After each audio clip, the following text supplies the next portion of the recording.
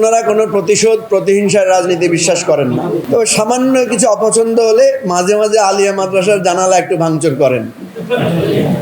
বাংলাদেশে অন্যায়, অত্যাচার, জুলুম, শোষণ করতে করতে রাজনৈতিক দলগুলোকে ধ্বংস করে দিতে চেয়েছিল আওয়ামী লীগ, এবং করে দিয়েছে। জামাতকে নিষিদ্ধ করে দিয়েছে, শিবিরকে নিষিদ্ধ করে দিয়েছে। আমি আপনাদেরকে বলছি, লিখে রাখতে পারেন, হাসিনা যদি এবার টিকে যাইতো 2 মাসের মধ্যে বিএনপিকেও নিষিদ্ধ করত। আলহামদুলিল্লাহ, আল্লাহ তাআলা আমাদের প্রতি এত সদয়। 5ই আগস্টে উনি একজন লেডি ফেরাউনের, লেডি নমরুদের পতন আমাদেরকে দেখার সৌভাগ্য দিয়েছে, যে যিনি ক্ষমতায় যান তিনি ক্ষমতার চেয়ারে তার প্রতিশ্রুতি ভুলে যান। এইটা যাতে ভুলতে না পারেন, কারণ আমরা কেউ কাউকে বিশ্বাস করি না। আমরা একটা চুক্তি করেছিলাম যে আমরা আসেন সবাই একটা সনদ তৈরি করি, যেই ক্ষমতায় যাবে আমরা সবাই মিলে সেটা বাস্তবায়ন করব। এবং এই সনদটায় বিএনপি কিছু কিছু বিষয়ে আপত্তি তুলেছে। বিএনপি যে 31 দফা ঘোষণা করেছে, এই 31 দফার 1 নম্বর দফাটা একটু পড়ে শোনাতে চাই, আপনাদের যদি একটু ধৈর্য থাকে। ওনারা লিখেছেন, প্রতিহিংসা ও প্রতিশোধের রাজনীতির বিপরীতে সব মত ও পথের সমন্বয়ে বাংলাদেশি জাতীয়তাবাদীর ভিত্তিতে একটি অন্তর্ভুক্তিমূলক, বৈষম্যহীন ও সম্প্রীতিমূলক রাষ্ট্র প্রতিষ্ঠা করা হবে। এই জন্য অব্যাহত আলোচনা, মত বিনিময় ও পারস্পরিক বোঝাপড়ার ভিত্তিতে ভবিষ্যৎমুখী এক নতুন ধারার সামাজিক চুক্তিতে পৌঁছাতে হবে। মানে ওনারা কোনো প্রতিশোধ প্রতিহিংসার রাজনীতি বিশ্বাস করেন না। তো সামান্য কিছু অপছন্দ হলে মাঝে মাঝে আলিয়া মাদ্রাসার জানালা একটু ভাঙচুর করেন, দেখছেন না? ওনারা প্রতিহিংসা প্রতিশোধের রাজনীতি বিশ্বাস করেন না, কিন্তু আমাদের তরুণ প্রজন্মের নেতাদের 2-1টা কথা অপছন্দ হলে সেখানে ওনারা হামলে পড়েন, ইভেন স্কুল কলেজে পড়া ছাত্রদের চোখও উৎপাদন করে ফেলেন। আপনারা বলেন, আমি 31 দফার মাত্র 1 নম্বর দফাটা পড়লাম, আমি যদি এই 31টা পড়ি আপনাদের মনে হবে যে আমি মনে হয় বানায় বানায় কিছু বলতেছি। আচ্ছা, আরেকটা পড়ি। 8 নম্বর দফায় কি বলেছে শুনেন, সংকীর্ণ রাজনৈতিক দলীয়করণের ঊর্ধ্বে উঠিয়া সকল রাষ্ট্রীয়, সাংবিধানিক ও সংবিধিবদ্ধ প্রতিষ্ঠানের স্বচ্ছতা, জবাবদিহিতা ও বিশ্বাসযোগ্যতা পুনঃপ্রতিষ্ঠা করার লক্ষ্যে এসব প্রতিষ্ঠান আইনি সংস্কারের মাধ্যমে পুনর্গঠন করা হবে। শুনানির মাধ্যমে সংসদীয় কমিটির ভেটিং সাপেক্ষে এসব প্রতিষ্ঠানের সাংবিধানিক ও গুরুত্বপূর্ণ পদে নিয়োগ দেওয়া হবে। বিএনপি ক্ষমতা আসার পর থেকে যতগুলো নিয়োগ দিয়েছে এগুলো সংসদীয় কমিটির ভেটিং করে নিয়োগ দিয়েছে? কিভাবে দিয়েছে? ওনাদের বিশেষ দলীয় বিবেচনায় ওনারা নিয়োগ দিয়ে দিয়েছেন। আপনারা শুনলে অবাক হবেন, একটা বিশ্ববিদ্যালয়ে একজন ভিসির নাম নিয়োগ দেওয়া হয়েছে, কয়েকদিন পরে বলছে যে এটা ভুলে দেওয়া হয়েছে, এটা আরেকজনের নাম। আমরা আশঙ্কা করেছিলাম যে যিনি ক্ষমতায় যান তিনি ক্ষমতার চেয়ারে তার প্রতিশ্রুতি ভুলে যান। এইটা যাতে ভুলতে না পারেন, কারণ আমরা কেউ কাউকে বিশ্বাস করি না। ক্ষমতায় বিএনপি যাক বা যেই যাক, সরে যেতে পারে।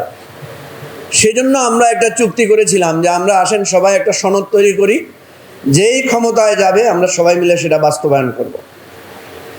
এবং এই সনদটায় বিএনপি কিছু কিছু বিষয়ে আপত্তি তুলেছে। কিসে কিসে আপত্তি তুলেছে আপনারা জানেন, যে আমরা বলেছিলাম যে বিচার বিভাগ যেটা হবে, আমাদের জাজ যারা হবে, বিচারক যারা হবে, তারা যাতে দলীয় না হয়। ওনারা এটা চান না। তাহলে ওনারা কি চান? দলীয় বিচারক চান। তো ভাই, কালকে যদি বিএনপির পতন হয়ে যায়, বিএনপি বিরোধী দলে যায়, এই দলীয় বিচারকেরা বিএনপির লোকদের জামিন বাতিল করে দিবে না? সব করে দিবে না? এটা তো বিএনপির ক্ষতি হবে ভবিষ্যতে। ওনারা মনে করছেন যে ওনারা ক্ষমতায় আসছেন, সারা জীবন থাকবেন। আমরা এই সনদটা করতে চেয়েছিলাম, যেই ক্ষমতায় আসুক বা যেই বিরোধী দলে আসুক, সকলের জন্য যাতে কি হয়, একটা ন্যায় বিচার প্রতিষ্ঠিত হয়। আমরা বলেছিলাম প্রেসিডেন্ট এবং প্রধানমন্ত্রীর একটা ক্ষমতার ভারসাম্য থাকা উচিত।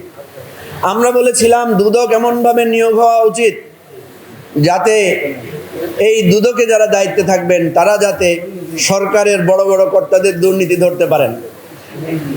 এখন ওনারা এখানে নিজস্ব দলীয় লোক দিতে চান। আমি হাওয়া থেকে একটা খবর পেয়েছি যে দুদকের যাকে চেয়ারম্যান করা হচ্ছে উনি ওনাদের দলের খুবই মানে সম্মানজনক একটা বড় জায়গায় আছেন। নির্বাচন কমিশনে ইতিমধ্যে এমন একজন লোককে নিয়োগ দেওয়া হয়েছে যিনি ইনশাআল্লাহ ভবিষ্যতে ইউনিয়ন পরিষদে ওনার ভালো পারফরমেন্স উনি দেখাবেন দলের পক্ষে। এই জিনিসটা বুঝেন না কেন যে বাংলাদেশে অন্যায়, অত্যাচার, জুলুম, শোষণ করতে করতে রাজনৈতিক দলগুলোকে ধ্বংস করে দিতে চেয়েছিল আওয়ামী লীগ এবং করে দিয়েছে।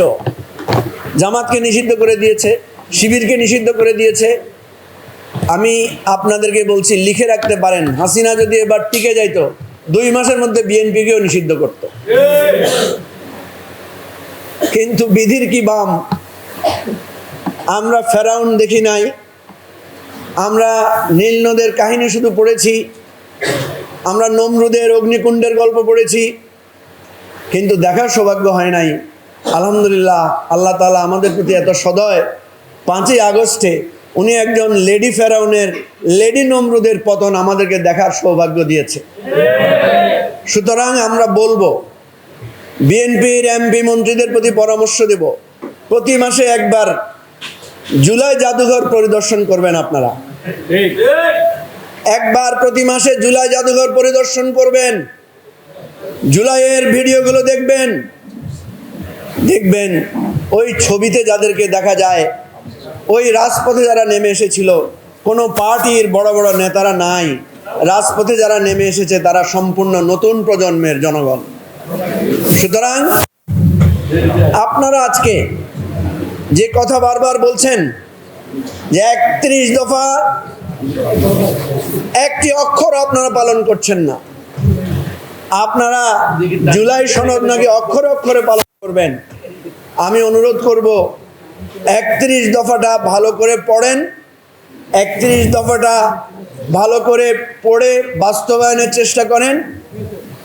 আপনাদের এই এক প্রতি অক্ষর অক্ষর জুলাই সনদ বাস্তবায়নের যে অঙ্গীকার আমরা দেখছি, আপনারা প্রতিদিন 1 ইঞ্চি করে করে আপনারা আপনাদের সেই প্রতিশ্রুতি থেকে সরে যাচ্ছেন এবং এর পরিণতি আমাদেরকে লাঠিপেটা করে কোনো লাভ হবে না, আমাদের কণ্ঠস্তব্ধ করে লাভ হবে না। নতুন প্রজন্মের হৃদয়ে হৃদয়ে লেখা হয়ে গেছে ভবিষ্যৎ সেই বেঈমান এবং যারা বিশ্বাসঘাতক তাদের পরিণতিটাও ইতিহাসে লেখা আছে। সেটা আপনারা বোঝার চেষ্টা করবেন। আপনাদের হেদায়েত নসিব হোক, আপনাদের সুমতি আসুক, আপনারা সঠিক পথে ফিরে আসেন, এটাই আপনাদের জন্য দোয়া করি। আসসালামু আলাইকুম ওয়া রাহমাতুল্লাহ।